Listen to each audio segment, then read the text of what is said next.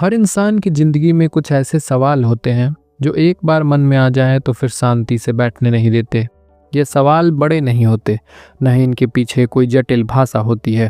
अक्सर ये बहुत ही साधारण से लगते हैं, जैसे हम चीज़ों को वैसे ही क्यों मान लेते हैं जैसे हमें दिखाई देती हैं। ज़्यादातर लोग दुनिया को देखते हैं, समझते हैं और आगे बढ़ जाते हैं, लेकिन कुछ लोग ऐसे होते हैं जो देखने के बाद रुक जाते हैं। अल्बर्ट आइंस्टीन उन्हीं लोगों में से एक थे। यह कहानी किसी प्रयोगशाला से शुरू नहीं होती, ना ही किसी बड़ी खोज से। यह कहानी शुरू होती है सोचने की आदत से। आइंस्टीन के लिए सोच लेना काफ़ी नहीं था। वह हर सोच को पकड़ कर रखते थे, घुमाते थे और उलटते थे, और तब तक छोड़ते नहीं थे जब तक उन्हें संतोषजनक न लग जाए। वह मानते थे कि दुनिया में सबसे बड़ा खतरा अज्ञान नहीं है, बल्कि बिना सवाल के मान लेना है। उस समय विज्ञान बहुत कॉन्फिडेंट था। लोगों को लगता था कि प्रकृति के ज़्यादातर नियम समझ लिए गए हैं, अब बस छोटे छोटे सुधार बाकी हैं। लेकिन आइंस्टीन को यह भरोसा अजीब सा लगता था। वह कहते थे कि अगर सब कुछ इतना स्पष्ट है तो फिर हमारे जवाबों में इतनी जटिलता क्यों है। अगर प्रकृति सरल है तो उसे समझाने वाली भाषा इतनी मुश्किल क्यों बन गई। आइंस्टीन बातें कम करते थे, लेकिन सोच बहुत गहरी थी। वह किसी चीज़ को इसलिए नहीं मानते थे क्योंकि किताब में लिखा है, वह इसलिए मानते थे क्योंकि वह बात तर्क और कल्पना दोनों पर खड़ी उतरती थी। उनके लिए सच का मतलब अथॉरिटी नहीं था, सच का मतलब उनके लिए क्लैरिटी था। यही वजह थी कि कई बार वह अपने समय से टकरा जाते थे। लोग उन्हें अजीब समझते थे, कभी कभी जिद्दी और कभी कभी ज़रूरत से ज़्यादा सरल। लेकिन आइंस्टीन जानते थे असली सोच हमेशा सरल होती है, उसे बस आसान होना चाहिए, हल्का नहीं। उस दौर में ज़्यादातर वैज्ञानिक गणनाओं और फार्मूलाज में उलझे हुए थे। आइंस्टीन वहाँ रुकते नहीं थे। वह पूछते थे, हम यह कैलकुलेशन कर क्यों रहे हैं? अगर कोई नियम सच में सही है तो क्या हम उसे शब्दों में समझा सकते हैं? आइंस्टीन को विश्वास था कि अगर कोई आइडिया प्रकृति से मेल खाता है तो वह ज़रूर किसी आम भाषा में भी समझाया जा सकता है। यही से उनकी अलग पहचान बनी। वह खुद को किसी ऊंचे स्तर पर नहीं रखते थे, वह खुद को बस एक जिज्ञासु इंसान मानते थे। आइंस्टीन को यह पसंद नहीं था कि साइंस को डरा कर पढ़ाया जाए। उन्हें लगता था कि डर क्यूरियोसिटी को मार देता है। उनका कहना था, अगर आप किसी बच्चे से उसकी जिज्ञासा छीन लें तो आप उसे वैज्ञानिक नहीं, एक ओबे करने वाला इंसान बना रहे हैं। और आइंस्टीन आज्ञा पालन करने के लिए नहीं बने थे। वह मानते थे कि जो सवाल पूछा जा सकता है वह खतरा नहीं होता। खतरा वह होता है जो सवाल पूछने से पहले ही दबा दिया जाए। इसलिए आइंस्टीन ने ऐसे सवाल पूछे जो बहुत साधारण दिखते थे, लेकिन जिनके जवाब पूरे ब्रह्मांड की परिभाषा बदल सकते थे। उन्होंने कभी यह नहीं कहा कि दुनिया गलत है, उन्होंने बस इतना कहा कि शायद हम उसे अधूरा समझ रहे हैं। यह एक बहुत बड़ा अंतर था। आइंस्टीन का योगदान सिर्फ थियरी तक सीमित नहीं था, उनका सबसे बड़ा योगदान था सोचने का साहस। उन्होंने यह दिखाया कि अगर आप सही सवाल पकड़ लें तो जवाब खुद रास्ता खोज लेते हैं। यह ऑडियो बुक उन्हीं सवाल की यात्रा है। यह यात्रा धीरे धीरे चलेगी, कभी शांत, कभी उलझन भरी, लेकिन हमेशा ईमानदार। क्योंकि आइंस्टीन के लिए साइंस किसी नतीजे का नाम नहीं थी, साइंस एक प्रोसेस थी सच तक पहुंचने की। और इस प्रक्रिया का पहला कदम हमेशा एक सवाल से होता है। एक ऐसा सवाल जो आपको चैन से बैठने न दे, जो आपको मजबूर कर दे कि दुनिया को फिर से आप देखें। अल्बर्ट आइंस्टाइन ने वही किया था। उन्होंने दुनिया को में शोर नहीं मचाया, उन्होंने बस इतना किया कि एक सवाल को चुपचाप सोचते रहे, और वही सवाल बाद में इतिहास बना। चैप्टर 2। अल्बर्ट आइंस्टीन का बचपन किसी चमत्कार से नहीं भरा था। न कोई एक्स्ट्रा ऑर्डिनरी इवेंट, न कोई ऐसी कहानी जिसे सुनकर लोग कहें यह बच्चा तो शुरू से ही अलग हो। असल में लोगों को यही लगता था कि यह बच्चा कुछ ज़्यादा ही चुप है। आइंस्टीन का जन्म एक सामान्य परिवार में हुआ। घर का माहौल सुरक्षित था, लेकिन बहुत सख्त भी नहीं।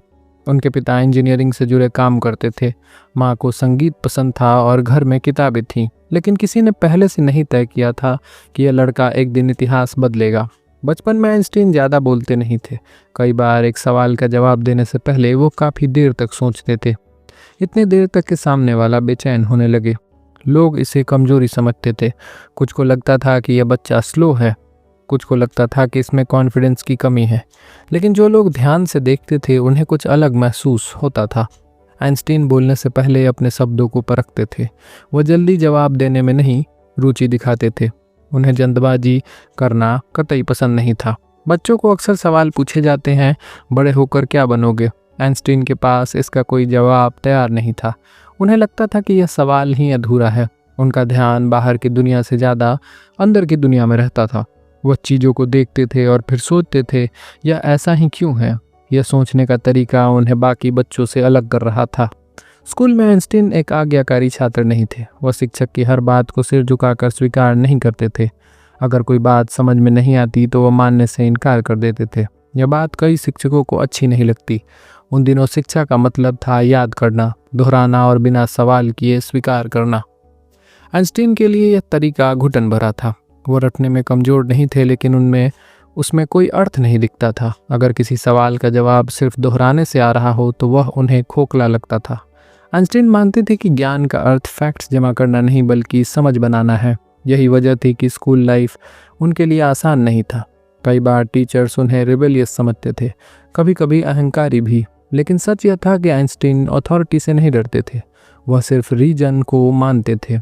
घर पर उनकी माँ उन्हें म्यूजिक से परिचित कराती थी।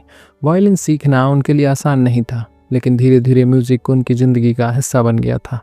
म्यूजिक ने आइंस्टीन को धैर्य सिखाया। यह समझाया कि हर चीज़ तुरंत समझ में नहीं आती, कुछ चीज़ें धीरे धीरे खुलती हैं। आइंस्टीन जब अकेले होते थे तो परेशान नहीं होते। वह उस समय को अपने लिए सबसे कीमती मानते थे। अकेलेपन में वह सोचते थे कि कभी किसी साधारण चीज़ को लेकर, कभी किसी ऐसे सवाल को लेकर जिसे शब्द देना मुश्किल हो। उनका बचपन शोरगुल वाला नहीं था, लेकिन गहराई से भरा हुआ था। आइंस्टीन का ध्यान खिलौनों से ज़्यादा पैटर्न्स पर जाता था। चीज़ें कैसे जुड़ी हुई हैं, कैसे बदलती हैं, कैसे एक स्थिति दूसरे स्थिति को जन्म देती है। यही हैबिट धीरे धीरे मजबूत होती चली गई। यह समझना जरूरी है कि आइंस्टीन को शुरू में स्पेशल ट्रीटमेंट नहीं मिला था। नहीं उन्हें यह बताया गया कि वह अलग हैं। वह खुद ही अपने भीतर की अलग सोच को पहचानते गए। जब बच्चा सवाल पूछता है और उन सवालों को सीरियस लिया जाता है तो वह सवाल और गहरे हो जाते हैं। लेकिन जब सवालों को दबाया जाता है तो बच्चा या तो चुप हो जाता है या टूट जाता है। आइंस्टीन चुप हो गए थे, लेकिन टूटे नहीं थे। उन्होंने सवालों को बाहर लाने के बजाय अंदर ही सहेज लिया था। वह सवाल उनके साथ बड़े हुए। यही सवाल आगे चलकर थियरीज बने। उनका बचपन हमें यह नहीं सिखाता कि जीनियस कैसे पैदा होते हैं। हमें यह सिखाता है कि क्यूरियोसिटी अगर सुरक्षित रहे तो वह रास्ता खुद ही बना लेती है। आइंस्टीन का बचपन कोई चमकती हुई शुरुआत नहीं थी। यह एक धीमी आग जैसा था, शांत, लगातार और अंदर ही अंदर तेज होती हुई। वह बच्चा जो कम बोलता था असल में बहुत ध्यान से सुन रहा था, दुनिया को और खुद को भी। और यही आदत उन्हें बहुत आगे ले जाने वाली थी। चैप्टर 3। अल्बर्ट आइंस्टीन जैसे जैसे बड़े हो रहे थे वैसे वैसे एक बात साफ होती जा रही थी कि वह जिस तरह से सीखना चाहते हैं दुनिया उसे उस तरह से सिखाना नहीं चाहती। उनकी शिक्षा की राह सीधी नहीं थी।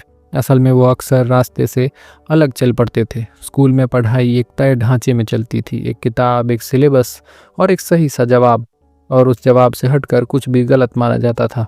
आइंस्टीन को यह तरीका बेहद असहज करता था। उन्हें पढ़ने से दिक्कत नहीं थी, उन्हें डिसिप्लिन से भी समस्या नहीं थी। समस्या थी तो बिना समझ मान लेने से। अगर किसी नियम का कोई कारण नहीं बताया जाता तो वह नियम आइंस्टीन के लिए बेकार था। वह सवाल पूछते थे कि वही उनकी सबसे बड़ी गलती मानी जाती थी। कुछ टीचर्स को लगता था कि आइंस्टीन उनका सम्मान नहीं करते, लेकिन सच यह था कि आइंस्टीन विचारों का सम्मान करते थे, किसी पद का नहीं। उनके लिए अथॉरिटी तभी मीनिंगफुल होती थी जब उसके पीछे लॉजिक हो।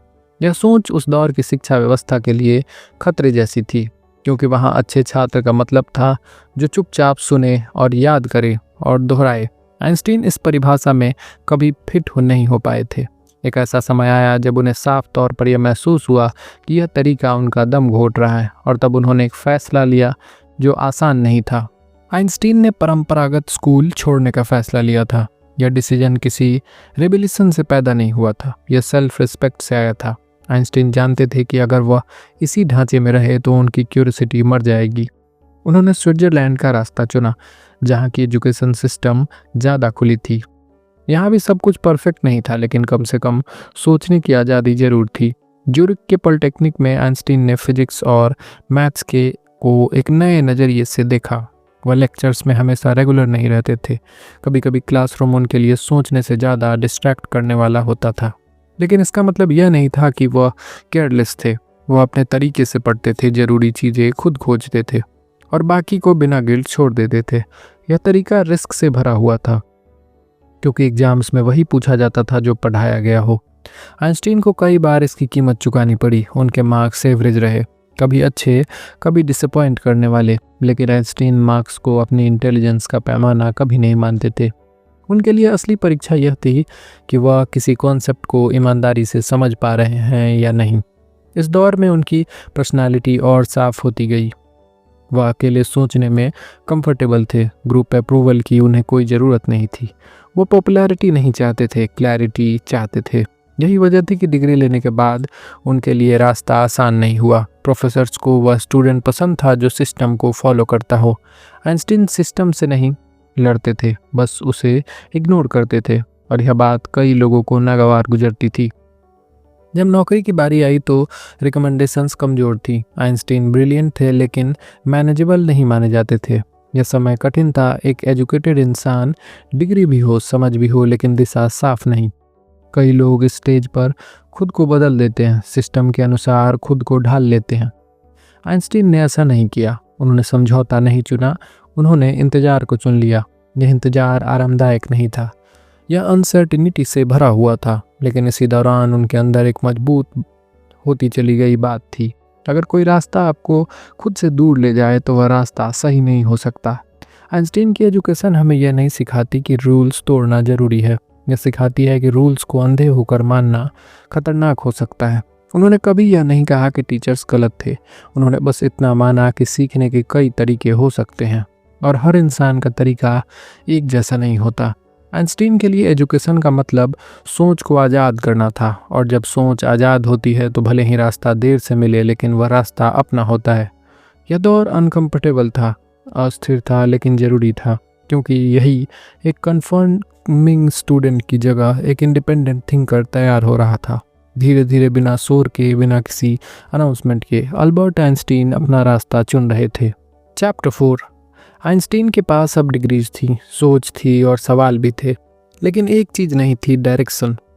विश्वविद्यालय से निकलने के बाद उन्होंने वही किया जो ज़्यादातर लोग करते हैं, नौकरी ढूंढने की कोशिश। लेकिन यह दौर था उतना सीधा नहीं। आइंस्टीन किसी प्रोफेसर को के पसंदीदा स्टूडेंट भी नहीं थे। वह ना तो ज़्यादा ओबीडियंट थे, ना ही सिस्टम को खुश करने वाले। इसका असर उनके करियर पर भी पड़ा। जब एकेडमिक जॉब्स की बात आई तो उनके नाम पर उतने लोग सहमत नहीं दिखे। यह स्थिति भीतर से परेशान करने वाली थी, क्योंकि बाहर से सब ठीक दिखता था, लेकिन अंदर अनसर्टिनिटी थी। आइंस्टीन को समझ आ रहा था कि सोच और मेहनत ही काफ़ी नहीं होती, टाइमिंग और एक्सेप्टेंस भी मैटर करते हैं। काफ़ी कोशिशों के बाद उन्हें जो काम मिला वह साइंस की दुनिया के शोर से बहुत दूर था। स्विट्ज़रलैंड के बर्न शहर में पेटेंट ऑफिस में एक उन्हें काम मिला। काम सुनने में साधारण था, नई इन्वेंशंस की एप्लीकेशंस देखना, उन्हें समझना और तय करना कि वे टेक्निकली वैलिड हैं या नहीं। कोई लेबोरेटरी नहीं, कोई टेलीस्कोप नहीं, कोई प्रोफेसर नहीं, बस एक मेज, कुछ फाइलें और समय। कई लोगों को अगर यह नौकरी मिलती तो शायद वे यहीं रुक जाते, लेकिन आइंस्टीन के लिए यह जगह रुकने के लिए नहीं थी, यह जगह सोचने की थी। पेटेंट ऑफिस में काम रिपीट होता था, एप्लीकेशंस आती थी, वो पढ़ते थे, समझते थे और निर्णय देते थे। इस काम में एक खास तरह की स्किल लगती थी, और वो थी क्लियर थिंकिंग। आपको यह देखना होता था कि आइडिया सच में नया है या नहीं, काम का है या नहीं, और लॉजिक की कहीं कमी तो नहीं। आइंस्टीन को यह काम अजीब तरह से पसंद था, क्योंकि यहाँ कोई हायरार्की नहीं थी जो उनकी सोच को रोकती। काम खत्म होते ही वह स्वतंत्र थे। इस ऑफिस की सबसे बड़ी देन पैसा नहीं थी, ना ही प्रेस्टीज। सबसे बड़ी देन थी मेंटल स्पेस। दिन में वो काम करते थे और खाली समय में सोचते थे। कोई सिलेबस नहीं, कोई डेडलाइन भी नहीं, और कोई यह बताने वाला भी नहीं कि क्या सोचना है। आइंस्टीन अपने थॉट्स को बहुत दूर तक जाने देते थे, कभी लाइट के बिहेवियर पर, कभी मोशन पर, कभी एनर्जी और मास के रिश्ते पर। वह नोट्स लिखते थे, इक्वेशंस बनाते थे, फिर उन्हें काट देते थे। यह दौर कोई ड्रामेटिक ब्रेक थ्रू वाला नहीं था, यह गहरी तैयारी का दौर था। यहीं आइंस्टीन ने एक बात साफ समझ ली थी, अगर आप लगातार एक ही तरह से सोचते रहें तो नए आंसर्स नहीं मिलते। उनका तरीका अलग था। वह किसी प्रॉब्लम को छोटे हिस्सों में नहीं बांटते थे, वह प्रॉब्लम को पूरी तरह महसूस करने की कोशिश करते थे। पेटेंट ऑफिस का काम उन्हें यही सिखा रहा था कि हर इन्वेंशन किसी न किसी प्रैक्टिकल सवाल से पैदा होती है। आइंस्टीन ने यही प्रिंसिपल साइंस में अप्लाई किया। उनके सवाल एब्स्ट्रैक्ट नहीं थे, वो ग्राउंडेड थे। अगर ऐसा हो तो प्रकृति कैसे बिहेव करेगी, यह सवाल वह बार बार खुद से पूछते थे। इस समय तक आइंस्टीन की ज़िंदगी बाहर से देखें तो वह बहुत स्पेशल नहीं लगती थी। एक साधारण सी नौकरी, एक सीमित दायरा, छोटा सा सोशल सर्कल, लेकिन अंदर एक स्टॉर्म तैयार हो रहा था। इस दौर में आइंस्टीन कुछ दोस्तों के साथ रेगुलर डिस्कशंस करते थे। यह डिस्कशंस एकेडमिक नहीं थे, ये ऑनेस्ट थे। कोई दिखावा नहीं, कोई डर नहीं कि सवाल अजीब हैं। यह छोटी सी सर्कल आइंस्टीन के लिए सेफ स्पेस थी। यही वो फ्रीली बोल सकते थे, अपने हाफ बेक्ड आइडियाज़ रख सकते थे और उन्हें रिफाइन कर सकते थे। पेटेंट ऑफिस ने आइंस्टीन को एक ज़रूरी लेसन दिया। महान सोच हमेशा महान जगह पैदा नहीं होती। कभी कभी सबसे बड़ी क्रांति सबसे शांत कमरों में जन्म लेती है। वे खुद को आउटसाइडर मानते थे, एकेडमिक पॉलिटिक्स से बाहर, और यही दूरी उनकी ताकत बन गई। उन्हें किसी पर इम्प्रेस नहीं करना था, उन्हें किसी को ट्रेडिशन से बचाना नहीं था, उन्हें सिर्फ सच ढूंढना था। इसी काम ने उन्हें पेशेंस सिखाया, फोकस सिखाया और क्लैरिटी की अहमियत सिखाई है। आइंस्टीन ने यह समझ लिया था कि अगर कोई आइडिया सच में सही है तो वो अकेले टिक सकता है, उसे अप्लॉज की ज़रूरत नहीं होती।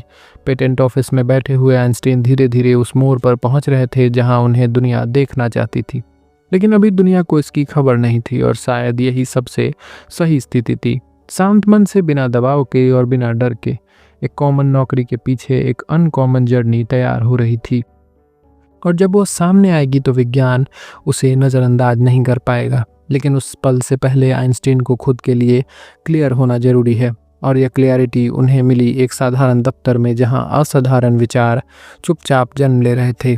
चैप्टर 5। 1905 का साल बाहर से देखने पर साधारण ही था। न कोई बड़ी घोषणा, न कोई अचानक मिली शोहरत।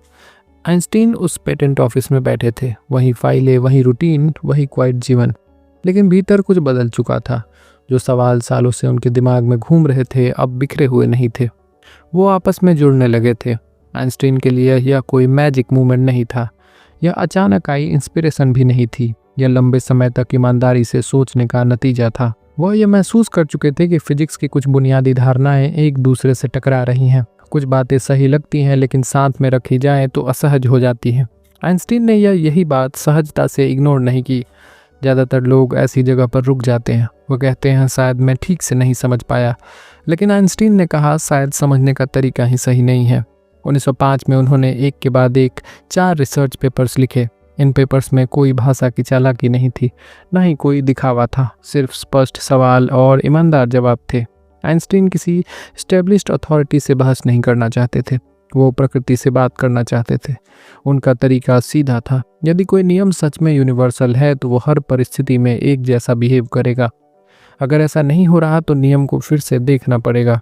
इस साल लिखा गया हर पेपर एक अलग समस्या को देखता था, लेकिन जड़ में एक ही सोच थी। हम मान्यताओं को बिना दोबारा जांचे बहुत आसानी से स्वीकार कर लेते हैं। पहले पेपर में उन्होंने रोशनी को एक नए नज़रिए से देखा। उस समय तक लाइट को केवल वेव की तरह समझा जाता था। आइंस्टीन ने कहा शायद रोशनी का व्यवहार परिस्थिति पर निर्भर करता है। यह बात छोटी लग सकती है, लेकिन इसके नतीजे बहुत बड़े थे। दूसरा पेपर मोशन और रैंडम मूवमेंट को देखता था, ऐसे मूवमेंट जो किसी डिज़ाइन के बिना होते हैं। आइंस्टीन ने दिखाया कि चाओस भी अपने भीतर नियम छुपाए रखता है। तीसरा काम सबसे ज़्यादा अटेंशन खींचता है। यहाँ आइंस्टीन ने समय और गति के रिश्ते पर सवाल उठाया। उन्होंने कहा हर समय को हर जगह एक जैसा मानते आए हैं, लेकिन क्या यह जरूरी है? यह सवाल कंफर्टेबल नहीं था, क्योंकि इससे पूरी फिजिक्स की नींव हिल सकती थी। लेकिन आइंस्टीन ने डरने से इनकार कर दिया। उन्होंने दिखाया कि अगर हम स्पीड को गंभीरता से लें और समय और दूरी अपने आप बदलने लगते हैं। यह विचार सिंपल शब्दों में रखा गया था, लेकिन इसके प्रभाव बहुत गहरे थे। चौथा पेपर था मास और एनर्जी के बीच एक नया रिश्ता बताना। आइंस्टीन ने कहा ये दोनों अलग चीज़ें नहीं हैं, ये एक ही वास्तविकता के 2 रूप हैं। यह बात कविता जैसी लग सकती है, लेकिन यह प्योर साइंस थी।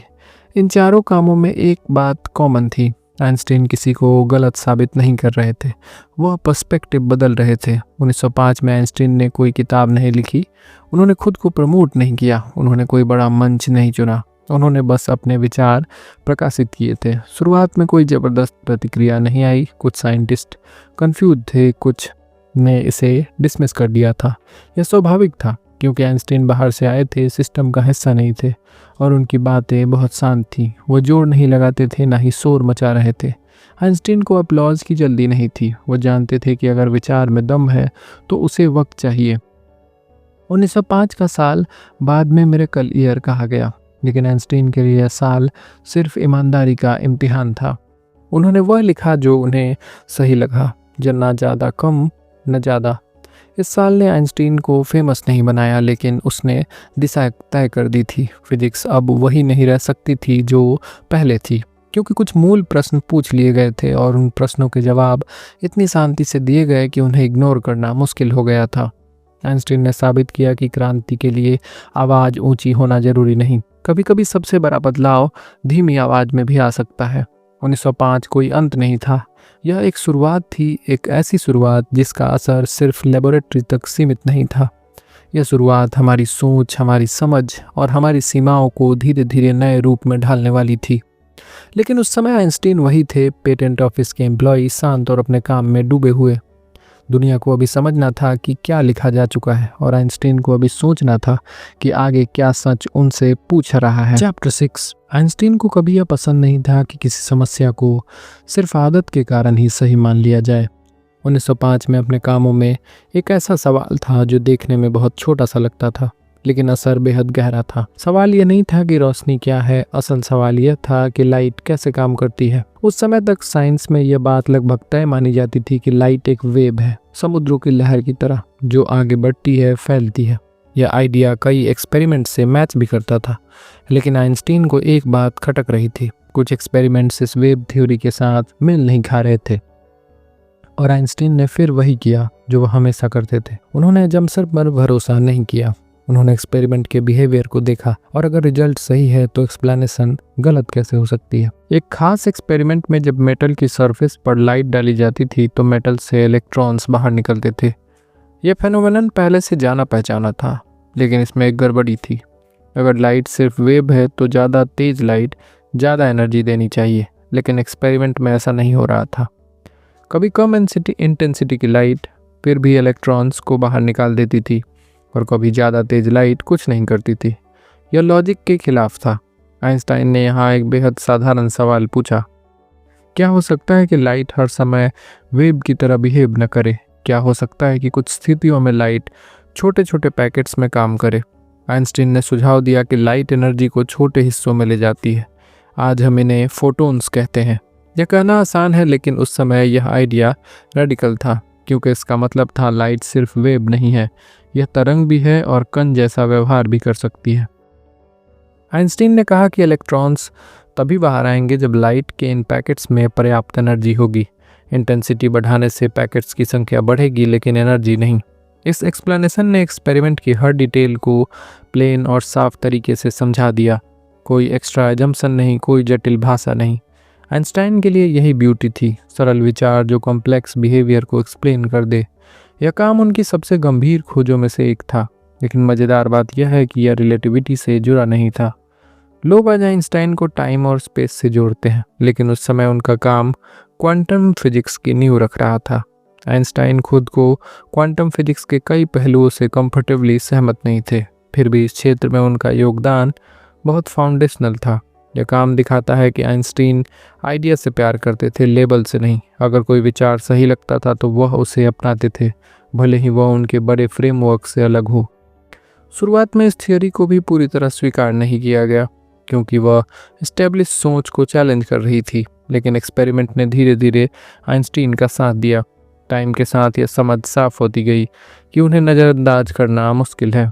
1905 के 4 पेपर्स में से यही वह काम था जिसके लिए आइंस्टीन को नोबेल प्राइज़ मिला। यही आयरनी भी है, जिस इंसान को रिलेटिविटी के लिए जाना जाता है उसका बिगेस्ट ऑफिशियल रिकॉग्निशन लाइट के पार्टिकल बिहेवियर के लिए मिला, लेकिन आइंस्टीन को इससे कोई शिकायत नहीं थी। उनके लिए अवार्ड सेकेंडरी था, साफ सोच प्राइमरी थी। इस काम ने साइंस को यह सिखाया कि नेचर किसी एक कैटेगरी में बंद नहीं रहती, चीज़ें वेव भी हो सकती हैं, पार्टिकल भी। यह हमारी भाषा है जो उन्हें सीमित करती है, नेचर नहीं। आइंस्टीन का यह अप्रोच पूरी तरह ह्यूमन था। वह मैथमेटिक्स से डरते नहीं थे, लेकिन उसके पीछे वो हमेशा समझ ढूंढते थे।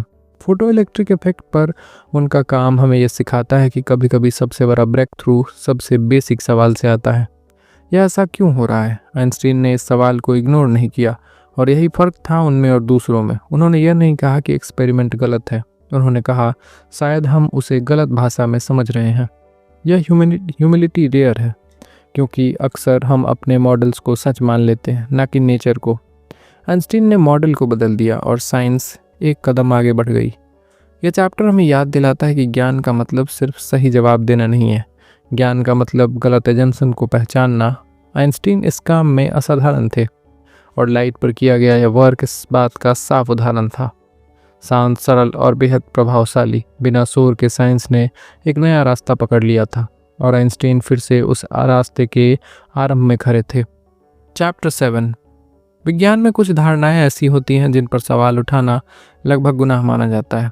1900 के आसपास समय उन्हीं धारणाओं में से एक था।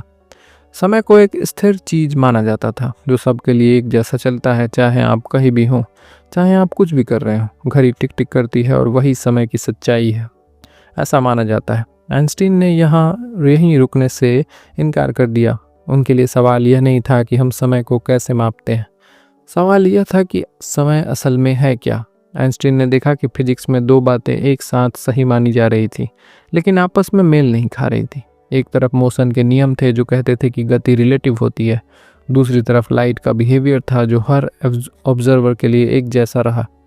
अगर गति बदल सकती है तो लाइट क्यों नहीं बदलती? यह छोटा सा सवाल बहुत असुविधाजनक था। आइंस्टीन को समझ आ रहा था कि अगर लाइट की स्पीड डिपेंडेंट नहीं है तो समय और दूरी भी इंटरडिपेंडेंट नहीं रह सकते। और यहीं से उन्होंने एक साहसी कदम उठाया। उन्होंने कहा शायद हम समय को गलत तरह से देख रहे हैं। आइंस्टीन का सुझाव शुरुआत में बेहद सरल था। प्राकृतिक नियम हर जगह हर स्थिति में एक जैसे होने चाहिए। अगर दो लोग अलग अलग गति से चल रहे हैं तो भी फिजिक्स के लॉ उन पर समान रूप से लागू होंगे। यह बात रीजनेबल लगती थी, लेकिन यहाँ एक ट्विस्ट था। अगर यह सच है तो समय खुद सबके लिए एक जैसा नहीं रह सकता।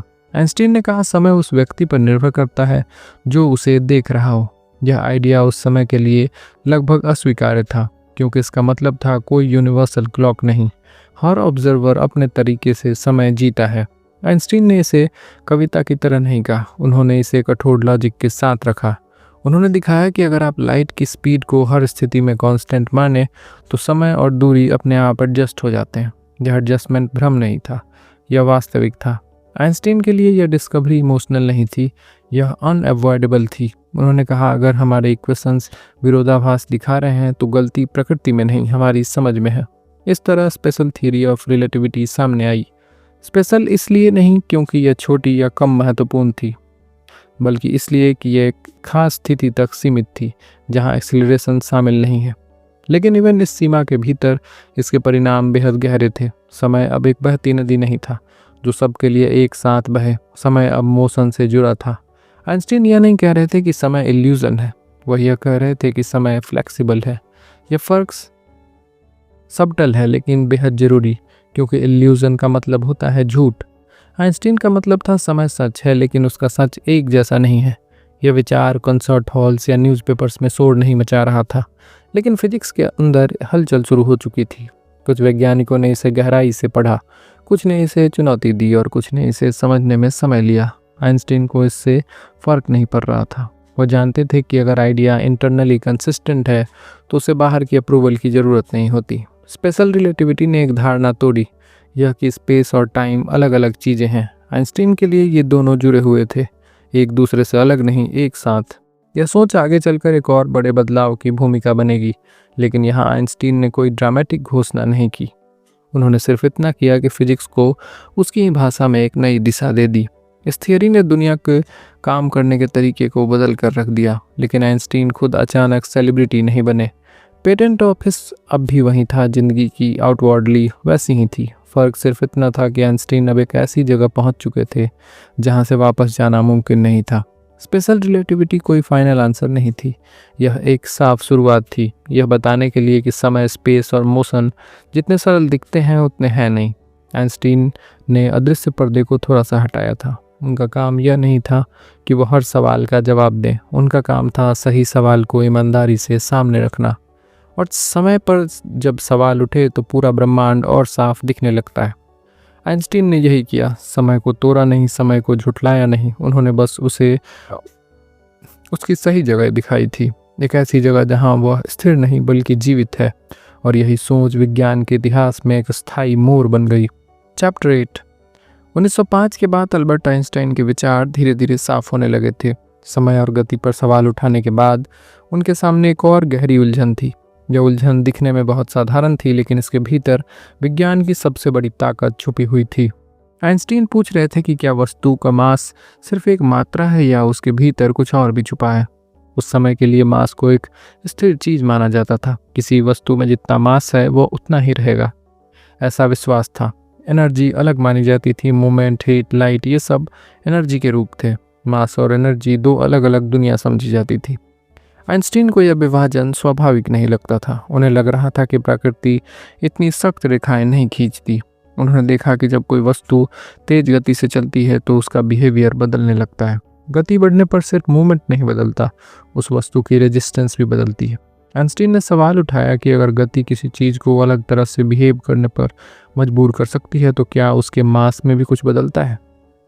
यह सवाल उस समय असहज करने वाला था, क्योंकि अगर मास बदल सकता है तो इसका मतलब बहुत बड़ा होता है। आइंस्टीन ने अपने कैलकुलेशन को धीरे धीरे आगे बढ़ाया और फिर एक अत्यंत सादा पर गहरे संबंध सामने आया, E=mc²। इस इक्वेशन में कोई दिखावटी शब्द नहीं था। E का मतलब एनर्जी, M का मतलब मास और C का मतलब लाइट की स्पीड। आइंस्टीन ने कहा कि मास और एनर्जी अलग अलग चीज़ें नहीं हैं। मास एनर्जी का सघन रूप है। यह कहना आसान है, लेकिन इसका अर्थ समझाना उतना आसान नहीं। आइंस्टीन यह नहीं कह रहे थे कि हर वस्तु एनर्जी में बदल रही है। वह यह बता रहे थे कि हर वस्तु के भीतर एनर्जी छुपी हुई है, अपार मात्रा में। लाइट की स्पीड बहुत अधिक है। जब उसे स्क्वायर किया जाता है तो संख्या कल्पना से बाहर चली जाती है। इसका मतलब यह है कि थोड़ा सा मास भी जब एनर्जी में बदले तो असाधारण व्यक्ति शक्ति पैदा कर सकता है। उस समय आइंस्टीन को यह अंदाजा नहीं था कि भविष्य में इस इक्वेशन की क्या परिणाम होंगे।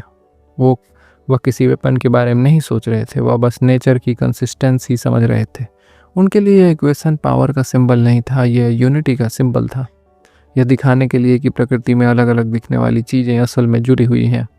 आइंस्टीन ने मास को स्टैटिक मानने से मना कर दिया। उन्होंने कहा मास भी डायनेमिक है। यह सोच हर किसी को पसंद नहीं आई, क्योंकि यह इक्वेशन बहुत सरल थी। कई लोगों को लगा इतनी बड़ी बात इतने छोटे इक्वेशन में कैसे समा सकती है। लेकिन आइंस्टीन जानते थे कि अगर कोई सच सिंपल नहीं है तो वह अधूरा है। इस समीकरण ने फिजिक्स की भाषा बदल दी। अब एनर्जी पैदा करने के लिए सिर्फ मूवमेंट या हीट जरूरी नहीं थी। अब यह समझ साफ हो रही थी कि मैटर खुद पोटेंशियल एनर्जी है। यह आइडिया धीरे धीरे आगे बढ़ने लगा। टाइम लगा, एक्सपेरिमेंट्स हुए और फिर दुनिया ने इसे प्रैक्टिकल अवसर पर देखे। न्यूक्लियर प्रोसेस में मास का थोड़ा सा हिस्सा एनर्जी में बदल रहा था। आइंस्टीन यह देखकर खुश नहीं हुए, क्योंकि जिस इक्वेशन को उन्होंने समझ के लिए लिखा था वह डिस्ट्रक्शन का रास्ता भी खोल रही थी। लेकिन आइंस्टीन इस बात से भागे नहीं। उन्होंने माना कि ज्ञान न्यूट्रल होता है, इस्तेमाल मानव तय करता है। उनके लिए E=mc² न नारा था न चेतावनी। यह एक प्राकृतिक सच था। यह इक्वेशन हमें दिखाती है कि प्रकृति में कुछ भी पूरी तरह सेपरेट नहीं है। मास और एनर्जी बस दो नाम हैं एक ही रियलिटी के। आइंस्टीन का यह काम उनके वैज्ञानिक सोच को और साफ दिखाता है। वह चीज़ों को अलग अलग खानों में नहीं बांटना चाहते, वह जोड़ना चाहते थे। यूनिफिकेशन उनका सोच का केंद्र था। यह इक्वेशन रिलेटिविटी का स्वाभाविक परिणाम थी, कोई एक्स्ट्रा आइडिया नहीं। जब आप समय और गति को नए तरीके से समझते हैं तो मास खुद उस फ्लो में बदल जाती है। आइंस्टीन के लिए यह डिस्कवरी सेटिस्फाइंग थी, क्योंकि यह पूरे फ्रेमवर्क में फिट हो रही थी। कोई पीस बाहर नहीं आ रहा था, कोई कॉन्ट्राडिक्शन नहीं था, सब कुछ जुड़ा हुआ था। E=mc² हिस्ट्री की सबसे फेमस इक्वेशन बन गई, लेकिन यह फेम आइंस्टीन का मकसद नहीं था। उनके लिए यह इक्वेशन बस एक स्टेप थी, एक और साफ कदम उस दिशा में जिसे वो लंबे समय से देख रहे थे। एक ऐसी फिजिक्स जहां प्रकृति खुद अपनी भाषा में बोलती है और वैज्ञानिक सुनते हैं। आइंस्टीन ने मास को एनर्जी में गिराया नहीं, उन्होंने बस उनके बीच की दीवार हटा दी। और जब दीवार हटती है तो दर्शन बदल जाता है। अब चीज़ें वैसी नहीं रह पाई जैसी पहले समझी जाती थी। यह चैप्टर हमें याद दिलाता है कि सबसे शक्तिशाली विचार अक्सर सबसे शांत होते हैं। E=mc² कोई बड़ा धमाका नहीं था, यह एक फुसफुसाहट थी, लेकिन ऐसी फुसफुसाहट जो सदियों तक गूंजती रहती है।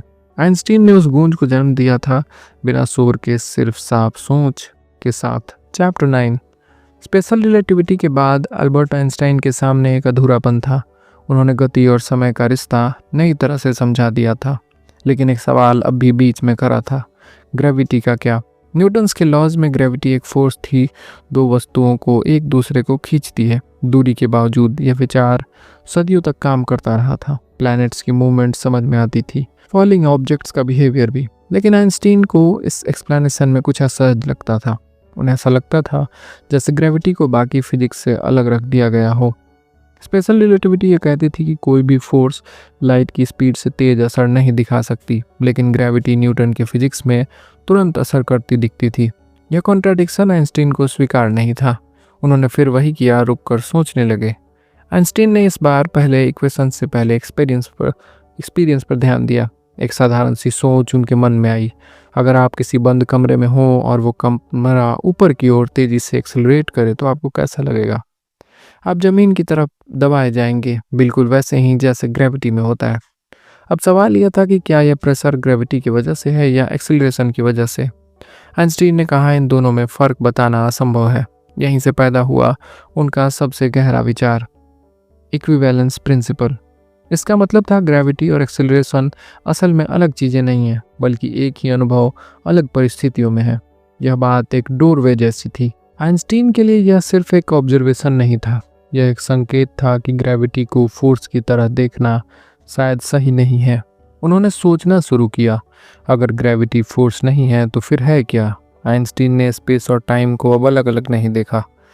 स्पेशल रिलेटिविटी में वे जुड़े थे, अब ग्रेविटी ने उन्हें और गहराई से जोड़ दिया था। उन्होंने कहा मैटर और एनर्जी स्पेस टाइम को मोड़ देते हैं। स्पेस और टाइम का यह मोड़ वस्तुओं की गति तय करता है, यानी कोई ग्रह इसलिए नहीं घूमता क्योंकि कोई इनविजिबल फोर्स उसे खींच रही है, वह घूमता है क्योंकि स्पेस टाइम उसके आसपास झुका होता है। यह सोच पूरी तरह नई थी। आइंस्टीन ने ग्रेविटी को खींचने की शक्ति से एक ज्योमेट्री में बदल दिया। अब स्पेस खाली मंच नहीं था जहां चीज़ें चलती हैं, स्पेस खुद एक्टिव हो गया था। वह शेप ले सकता था, बदल सकता था, और टाइम भी उससे जुड़ा था। यह आइडिया कागज पर लिखना आसान नहीं था। आइंस्टीन को इस थियोरी को पूरा करने में लगभग 10 साल लगे। यह उनका सबसे कठिन काम था। इस दौरान वह कई बार खुद ही कंफ्यूज हो जाते थे। इक्वेशन जटिल थी, मैथमेटिक्स कठिन था, सॉल्यूशन बार बार हाथ से फिसल जाते थे। कई बार उन्हें लगा कि शायद वह गलत रास्ते पर हैं, लेकिन वह रुके नहीं। आइंस्टीन के लिए यह सिर्फ एक साइंटिफिक प्रॉब्लम नहीं थी, यह एक इनर स्ट्रगल थी। उन्होंने खुद से वादा किया था कि अगर प्रकृति लॉजिकल है तो उसका डिस्क्रिप्शन भी लॉजिकल होना चाहिए। 1915 में आखिरकार उन्होंने जनरल थियरी ऑफ रिलेटिविटी पेश की। जनरल इसलिए क्योंकि इसमें सिर्फ कांस्टेंट मोशन नहीं बल्कि एक्सेलरेशन और ग्रेविटी सभी शामिल थे। इस थियरी ने ग्रेविटी को स्पेस टाइम की कर्वेचर के रूप में व्याख्यात किया। आइंस्टीन ने यह नहीं कहा कि न्यूटन गलत थे। उन्होंने कहा कि न्यूटन का मॉडल सीमित परिस्थितियों में ठीक काम करता है, लेकिन इस एक्सट्रीम सिचुएशंस में, जैसे बहुत भारी वस्तुएं या बहुत तेज गति में, हमें डीपर थियरी चाहिए। जनरल रिलेटिविटी वही थियरी है, वही डीपर थियरी की। इस थियरी ने कुछ साहसी प्रेडिक्शंस की। लाइट सीधे नहीं चलती, अगर किसी भारी वस्तु के पास से गुजरे, टाइम अलग अलग जगहों पर अलग गति से चलेगा। यूनिवर्स स्टैटिक नहीं रह सकता, यह बदलता रहेगा। शुरुआत में इन बातों को सिद्ध करना आसान नहीं था, लेकिन धीरे धीरे ऑब्जर्वेशंस ने आइंस्टीन का साथ दिया। लाइट का बेंड होना देखा गया, टाइम का डिफरेंस मापा गया, स्पेस की कर्वेचर का असर रियल लाइफ में दिखाई दिया। आइंस्टीन की थ्योरी सिर्फ कॉन्सेप्ट नहीं रही, वह रियलिटी बन गई। जनरल रिलेटिविटी ने हमें से समझाया कि ग्रेविटी कोई चीज़ नहीं जो कहीं से आती है, यह स्पेस और टाइम का स्वभाव है। जब आप अर्थ पर खड़े होते हैं तो आप अर्थ की खिंचाव में नहीं हैं, आप स्पेस और टाइम के एक झुके हुए हिस्से में खड़े हैं। यह सोच धीरे धीरे कॉस्मोलॉजी, एस्ट्रोनॉमी और मॉडर्न फिजिक्स की रीढ़ बन गई।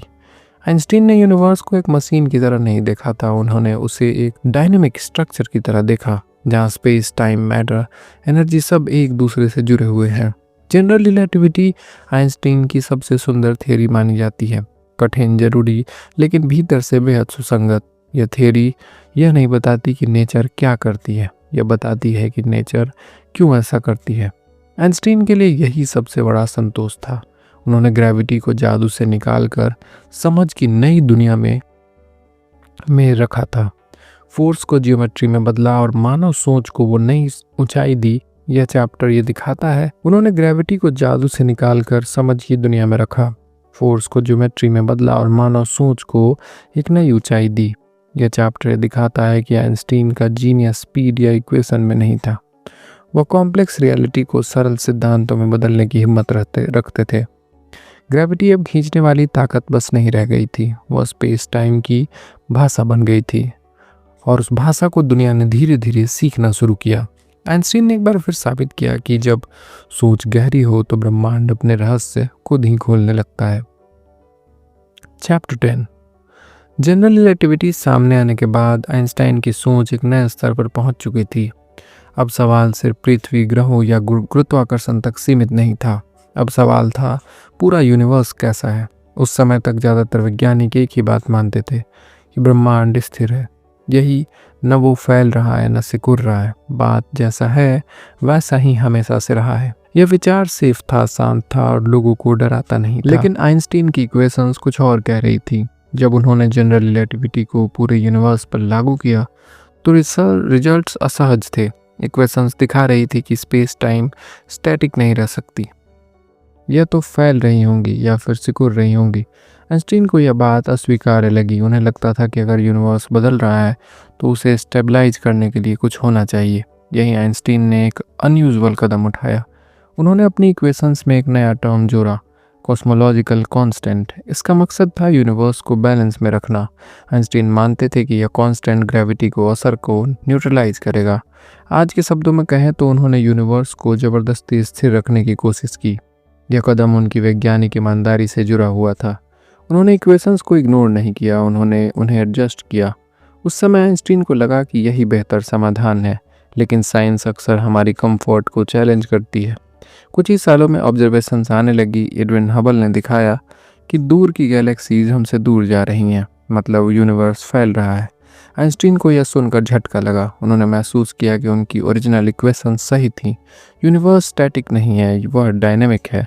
आइंस्टीन के बाद में ने माना कि कॉस्मोलॉजिकल कांस्टेंट उनकी सबसे बड़ी साइंटिफिक भूलों में से एक थी।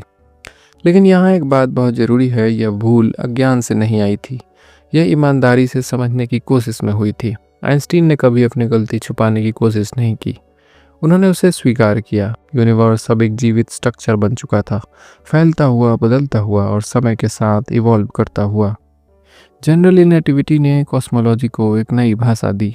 अब यूनिवर्स सिर्फ तारों का संग्रह नहीं था, वह स्पेस टाइम का एक विशाल नेटवर्क था, जहाँ मैटर और एनर्जी स्पेस टाइम को मोड़ते हैं और वही मोड़ यूनिवर्स की कहानी तय करता है। आइंस्टीन की थ्योरी ने कुछ और साहसी संभावनाएं भी दिखाई। अगर स्पेस टाइम मोड़ सकता है तो क्या किसी बिंदु पर इतना मोड़ सकता है कि बाहर निकलना असंभव हो जाए। यह विचार आगे चलकर ब्लैक होल्स की समझ की नींव बने। आइंस्टीन खुद ब्लैक होल्स के विचार से पूरी तरह कंफर्टेबल नहीं थे, लेकिन उनकी इक्वेशंस उन्हें अलाउ कर रही थी। यह आइंस्टीन की सोच की एक और खूबसूरत बात थी। अगर मैथ साफ कुछ कह रही है तो वह उसे नज़रअंदाज नहीं करते थे, भले ही वह विचार उन्हें असहज करे। यूनिवर्स के संदर्भ में टाइम भी एक नई तरह से सामने आई। अब टाइम हर जगह एक जैसा नहीं था। मैसिव ऑब्जेक्ट्स के पास टाइम धीमा चलता है, खाली स्पेस में तेज। यूनिवर्स के अलग अलग हिस्सों में टाइम की गति अलग अलग हो सकती है। यह आइडिया ऑर्डिनरी सोच से बहुत बाहर का था, लेकिन आइंस्टीन ने इसे सामान्य तरीके से नहीं बल्कि लॉजिक से के साथ सामने रखने का सोचा। उन्होंने यूनिवर्स को एक कहानी की तरह नहीं देखा जिसका कोई फिक्स्ड अंत हो। उन्होंने उसे एक प्रोसेस की तरह देखा, लगातार चलने वाला, बदलने वाला। आइंस्टीन की कॉस्मोलॉजी फेट पर नहीं, स्ट्रक्चर पर टिकी थी। उनके लिए सवाल महत्वपूर्ण नहीं था कि यूनिवर्स क्यों बना, उनके लिए ज़रूरी था कि यह काम कैसे करता है। यही अप्रोच मॉडर्न कॉस्मोलॉजी की फाउंडेशन बनी। आज जो कॉन्सेप्ट्स हम कैजुअली सुनते हैं, expanding universe, curved space, cosmic time, इन सब की जड़ आइंस्टीन की सोच में है। यूनिवर्स अब सिंपल बैकड्रॉप नहीं रह गया था, वो खुद कहानी का मुख्य पात्र बन गया था। आइंस्टीन के लिए खोज किसी विजय की तरह नहीं थी, यह एक स्वाभाविक विस्तार था। उनकी सोच, जब आप स्पेस को डायनेमिक मान लेते हैं, टाइम को रिलेटिव मान लेते हैं, ग्रेविटी को ज्योमेट्री मान लेते हैं, तो यूनिवर्स खुद ब खुद एक नई तस्वीर में ढल जाता है। आइंस्टीन को लोकप्रिय होना नहीं था, उन्हें सही होना था, और इस प्रोसेस में उन्हें खुद को करेक्ट करना पड़े तो वो पीछे नहीं हटे। यूनिवर्स को लेकर उनकी सोच एक रेयर कॉम्बिनेशन थी, साहस भी और विनम्रता भी। उन्होंने माना कि हम ब्रह्मांड को पूरी तरह नहीं जानते, लेकिन उन्होंने यह भी सिखाया कि सही सवाल हमेशा आगे का रास्ता खोलते हैं। आइंस्टीन ने यूनिवर्स को बिल्कुल वैसा देखा जैसे वो खुद थे, शांत, गहरा और भीतर से लगातार बदलता हुआ। यूनिवर्स अब स्थिर नहीं था और आइंस्टीन की सोच भी कभी स्थिर नहीं रही। चैप्टर 11।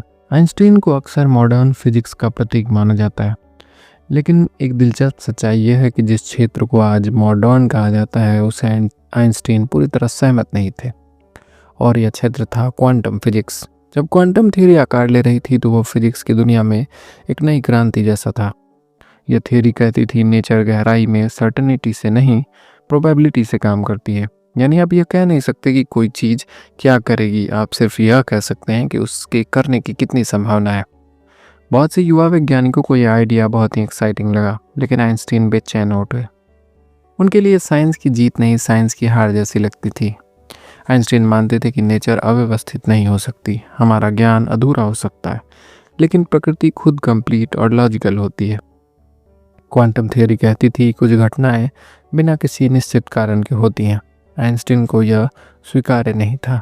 उन्होंने अपनी असहमति कभी भावनात्मक तरीके से नहीं रखी, न ही उन्होंने क्वांटम फिजिक्स को अपमानित किया। उन्होंने सिर्फ सवाल पूछे और वह सवाल काफ़ी गहरे थे। आइंस्टीन कहते थे कि हम किसी घटना का पूरा विवरण न दे सके तो इसका मतलब यह नहीं कि वही विवरण मौजूद नहीं है। इस सोच को उन्होंने एक फेमस लाइन में कहा, God does not play dice. इसका अर्थ धार्मिक नहीं था, एक फिलोसफिकल अर्थ था। आइंस्टीन के लिए गॉड का मतलब प्रकृति का क्रम। वह मानते थे कि प्रकृति ताश नहीं फेंकती, वह नियमों से चलती है। क्वांटम मैकेनिक्स के अनुसार किसी पार्टिकल की स्थिति तब तक तय नहीं होती जब तक उसे मेजर न किया जाए। आइंस्टीन के लिए आइडिया सहज था।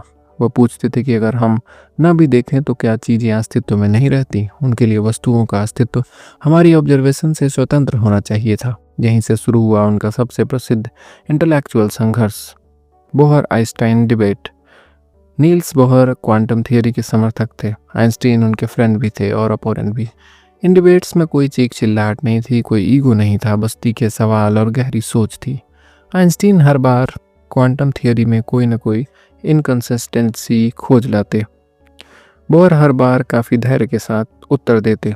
यह डिबेट सालों तक चली। आइंस्टीन का उद्देश्य क्वांटम थियोरी को खारिज करना नहीं था, वह सिर्फ यह दिखाना चाहते थे कि यह थियोरी अंतिम नहीं हो सकती। उन्होंने कहा कि अगर थियोरी में रैंडमनेस है तो कहीं ना कहीं कुछ छुपा हुआ है जो हमने अभी तक नहीं देखा। आइंस्टीन मानते थे कि क्वांटम मैकेनिक्स इनकम्प्लीट है, यानी यह नेचर का पूरा सच नहीं है, सिर्फ एक हिस्सा है। इस विचार को उन्होंने एक थॉट एक्सपेरिमेंट में रखा जो बाद में EPR पैराडॉक्स कहा गया।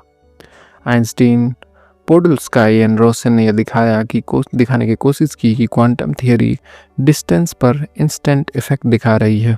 अगर एक पार्टिकल को बदलो तो दूसरा पार्टिकल तुरंत असर दिखाता है, चाहे कितना भी दूर क्यों न हो। आइंस्टीन के लिए यह स्पूकी था। उन्होंने इसे कहा spooky action at a distance.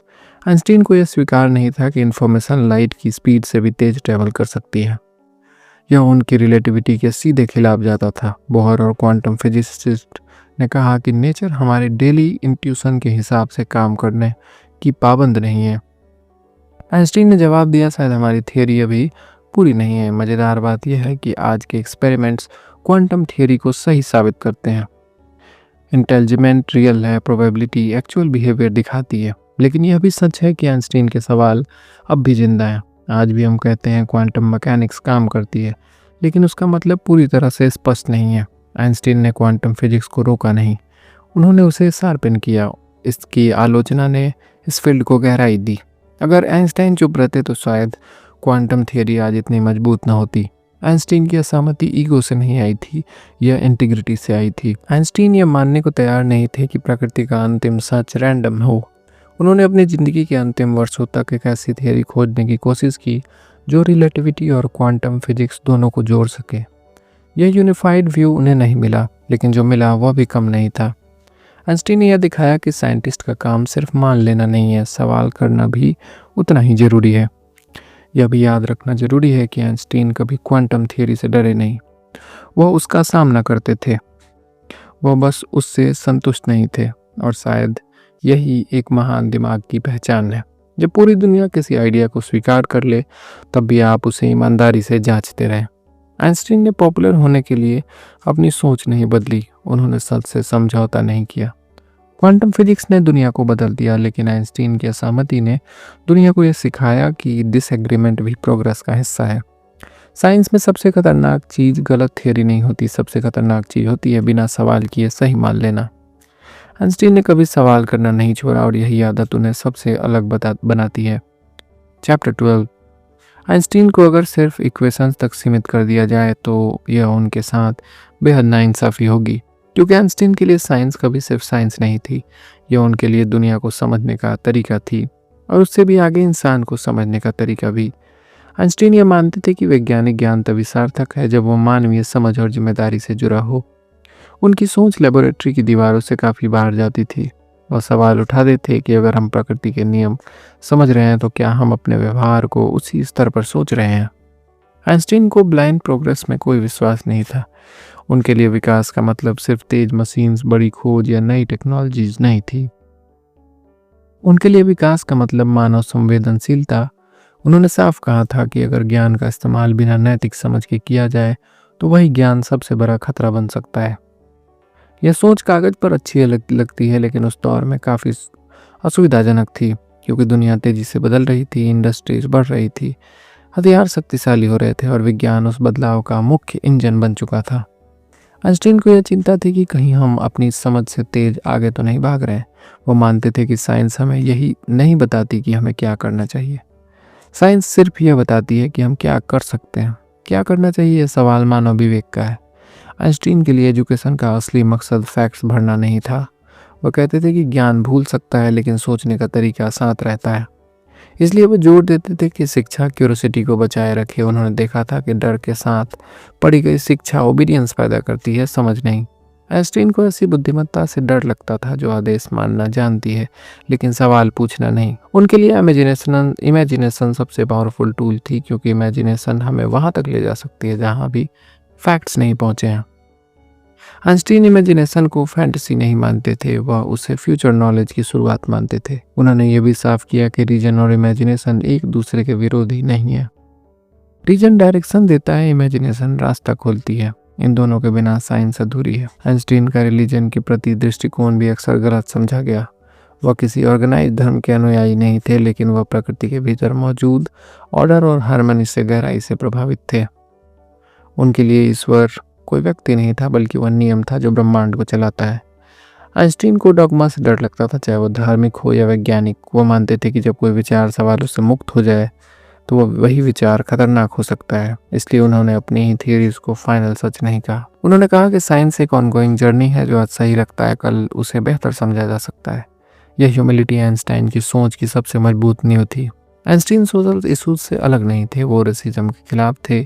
उन्होंने इक्वालिटी का समर्थन किया। उनका मानना था कि इंटेलिजेंस का रंग, भाषा या देश से कोई संबंध नहीं।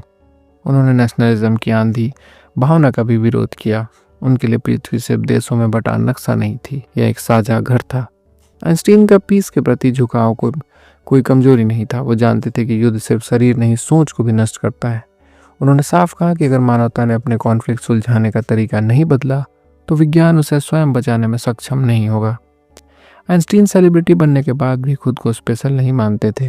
वह साधारण चीज़ों में सुख ढूंढ लेते थे। सिंपल लाइफ, हैवी थिंकिंग या उनका संतुलन काफ़ी था। उन्होंने फेम को कभी अथॉरिटी की तरह यूज नहीं किया। अगर उनकी बात को सिर्फ इसलिए माना जा रहा हो तो क्योंकि वो आइंस्टीन है तो वो असहज हो जाते थे। उनके लिए महत्व आइडिया का नहीं, नाम का नहीं। आइंस्टीन की सोच हमें यह सिखाती है कि महानता ऊंचे दिखने में नहीं, गहरी सोचने में है।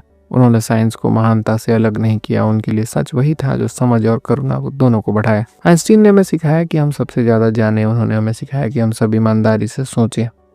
फॉर्मूलाज बदल सकते हैं, थियरीज इवॉल्व हो सकती है, लेकिन सोचने की आदत, सवाल पूछना, तर्क करना और विनम्र रहना, यही उनकी असली विरासत है। आइंस्टीन को इस बात से फ़र्क नहीं पड़ता कि इतिहास उन्हें कैसे याद रखेगा। उन्हें इस बात से फ़र्क पड़ता था कि इंसान थोड़ा और समझदार बने। साइंस उनके लिए समाप्ति नहीं थी, यह संवाद था प्रकृति के साथ, खुद के साथ। और जब साइंस इस ईमानदारी के साथ जी जाती है तो वो हमें सिर्फ ब्रह्मांड नहीं दिखाती, वो हमें खुद से भी मिलवाती है। चैप्टर 13। एल्बर्ट आइंस्टीन अब इस दुनिया में नहीं थे, लेकिन उनकी मौजूदगी कभी गायब नहीं हुई, क्योंकि कुछ लोग अपने काम के से समय से बाहर चले जाते हैं। आइंस्टीन ने कोई साम्राज्य नहीं बनाया, न कोई संस्था खड़ी की, न ही किसी आंदोलन का नेतृत्व किया। फिर भी आज दुनिया को उनके बिना सोचना लगभग असंभव लगता है। ये चैप्टर उनकी ज़िंदगी की समरी नहीं है, ये उनके प्रभाव की कहानी है। आइंस्टीन ने हमें नई मशीनें नहीं दी, उन्होंने हमें नया नज़रिया दिया। समय को देखने का तरीका बदला, स्थान को समझने की भाषा बदली, और ये दिखा कि सबसे स्थिर क्या लग रहा है वही सबसे ज़्यादा बदल सकता है। आज जिस दुनिया में हम जीपीएस का इस्तेमाल करते हैं, सैटेलाइट से बात करते हैं, स्पेस को समझने की कोशिश करते हैं, वो आइंस्टीन के सोच के बिना काम ही नहीं कर सकती। लेकिन यह उनकी सबसे बड़ी उपलब्धि नहीं है। उनकी सबसे बड़ी उपलब्धि यह है कि उन्होंने सोचने से डरना ख़त्म कर दिया। उन्होंने ये साबित किया कि अथॉरिटी से पहले इंट्यूशन आता है, और इंट्यूशन से पहले ईमानदार सवाल। आइंस्टीन ने कभी खुद को परफेक्ट नहीं कहा, वो अपनी गलतियां स्वीकार करते थे, अपने डाउट्स साझा करते थे, और ये मानते थे कि ज्ञान हमेशा अस्थायी होता है। यह एटीट्यूड साइंस की असली आत्मा है। आज भी जब कोई साइंटिस्ट एक एस्टेब्लिश थियोरी पर सवाल उठाता है तो वह अनजाने में आइंस्टीन की विरासत को आगे बढ़ा रहा होता है। आइंस्टीन ने यह नहीं सिखाया कि हर सवाल का जवाब हो, उन्होंने सिखाया कि हर जवाब पर सवाल होने चाहिए। यह माइंडसेट सिर्फ साइंस तक सीमित नहीं है, यह जीवन के हर क्षेत्र में लागू होता है। जब आप बिना समझे किसी विचार को मान लेते हैं तो आप प्रगति नहीं कर सकते, लेकिन जब आप सम्मान के साथ असहमति रखें तो आप आगे बढ़ सकते हैं। आइंस्टीन का जीवन इसका सबसे साफ उदाहरण है। वह अकेले खड़े हुए, कई बार गलत समझे गए, कई बार आलोचना झेली, लेकिन उन्होंने अपनी सोच को बदलने की बजाय सच के प्रति विनम्र बना रहना चुना। उन्होंने दिखाया कि जीनियस होना तेज दिमाग का नाम नहीं, यह पेशेंस का नाम है, यह करेज का नाम है, और यह ह्यूमिलिटी का नाम है। आइंस्टीन को अपने बनने से ज़्यादा ह्यूमन रहने में रुचि थी। उन्होंने विज्ञान को पावर का हथियार नहीं, समझ का साधन बनाया। उन्होंने इक्वेशंस लिखी, लेकिन उन इक्वेशंस के पीछे मानवता को नहीं छोड़ा। आज जब हम तेज़ी से बदलती दुनिया में खड़े हैं तो आइंस्टीन और ज़्यादा रिलेवेंट लगते हैं, क्योंकि हमारी समस्याएं टेक्निकल नहीं, इथिकल भी हैं। हम क्या कर सकते हैं हमें यह पता है, हम क्या करना चाहिए ये भी हमें सीखना अभी भी बाकी है। आइंस्टीन ने कभी सॉल्यूशंस थोपे नहीं, उन्होंने बस सोचने की जगह बनाई, जहाँ सवाल पूछे जा सकें, जहाँ डाउट को कमजोरी न माना जाए, और जहाँ क्यूरियोसिटी को अपराध न समझा जाए। यह जगह आज भी ज़रूरी है। आइंस्टीन ने यह भी दिखाया कि महानता शांत रह सकती है। आपको लाउड होने की ज़रूरत नहीं। अगर आपकी सोच साफ है तो आपको डोमिनेटिंग होने की भी ज़रूरत नहीं है। अगर आपके पास आर्गूमेंट सच्चे हैं तो आइंस्टीन की लेगेसी स्टैच्यूज में नहीं, कोट्स में भी नहीं, वह हर पल उस पल में है जब कोई व्यक्ति एक्सेप्टेड सच पर ईमानदारी से सवाल उठाता है। वह हर स्टूडेंट में है जो रटने से ज़्यादा समझना चाहता है। वो हर उस वैज्ञानिक में है जो पॉपुलैरिटी से पहले इंटीग्रिटी को चुनता है। आइंस्टीन हमें यह नहीं कह रहे कि हम सब महान बने, वो बस ये कह रहे हैं कि इतने ईमानदार ज़रूर बने कि हम खुद से झूठ न बोलें। उनकी कहानी इंस्पिरेशन नहीं, एक इन्विटेशन भी है, सोचने का इन्विटेशन, धीरे सोचने का, गहराई से सोचने का। आइंस्टीन ने दुनिया को ज़्यादा कॉम्प्लेक्स नहीं बनाया, उन्होंने उसे ज़्यादा ऑनेस्ट बनाया। उन्होंने दिखाया कि अगर आप सच में समझना चाहते हैं तो पहले स्वीकार करना होगा, और यही स्वीकार्यता ज्ञान की शुरुआत है। आइंस्टीन अब केवल एक नाम नहीं है, वो एक रिमाइंडर है कि याद दिलाने वाली आवाज़ की सोच को कभी मत बंद होने दीजिए, क्योंकि जब सोच बंद होती है तो प्रगति भी रुक जाती है, और जब सोच ईमानदार रहती है तो इतिहास अपने आप दिशा बदल लेता है। आइंस्टीन ने यही किया था। उन्होंने दुनिया को नहीं बदला, उन्होंने दुनिया को देखने का तरीका बदल दिया, और जब देखने का तरीका बदलता है तो सब कुछ बदल जाता है। यही उनकी असली विरासत है। आप इस ऑडियो बुक को सुन रहे थे बुक विस्टा पर। धन्यवाद।